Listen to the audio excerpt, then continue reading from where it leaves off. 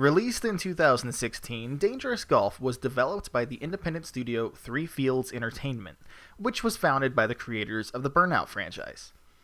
The game plays similarly to that of the crash modes from Burnout, albeit instead of crashing cars, you're seeing how much damage you can cause with golf balls. Basically, you break shit, blow shit up, and then you break some more. The whole process is quite satisfying and possibly even therapeutic. It just feels so good to take a beautiful and pristine level and destroy the fuck out of it. The visuals are what really make the experience. The levels are thoughtfully laid out and filled with objects just waiting for you to smash your balls against.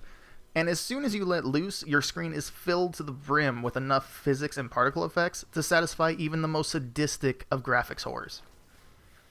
A standard level plays out as follows. Tee off and cause enough damage to charge up your Smash Breaker, allowing you to control a bouncing ball of doom while racking up points before having to putt the ball into the hole.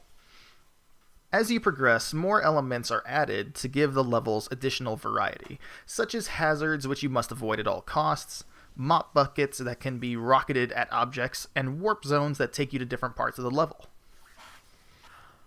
Putting challenges are also scattered across the game, which require you to sink as many putts as possible in a given time limit. And while fun, with the exception of one of the last levels in the game, they aren't particularly challenging, especially if you make use of the laser sight.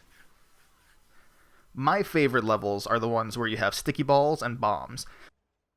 Slap your balls around to whatever strikes your fancy, plant a bomb, and watch the fireworks. It's fucking beautiful. Personally, I feel the biggest problem with the game is it gets very repetitive, which I don't believe is the fault of the developers, as they clearly tried very hard to have a nice amount of variety. But ultimately, this is still a miniature golf game where the goal is to simply take the ball from point A to point B. The inspiration for Dangerous Golf clearly came from the crash modes in Burnout, which were loads of fun, but I think part of the reason those levels worked so well is because they were a break from the main game. The primary mode was still racing. I think I would like Dangerous Golf much more if it were a mini-game scattered across a more feature-rich experience. As it stands, it's something I really enjoyed at first, but the more I played, the less I cared. The game offers little challenge, seeing as how you don't even need to sink the putt to beat levels, assuming you've racked up enough points, and I just never felt an urge to attempt to get the platinum medals or complete the various challenges. However, if you do, that would certainly add some difficulty and extend the life of the game.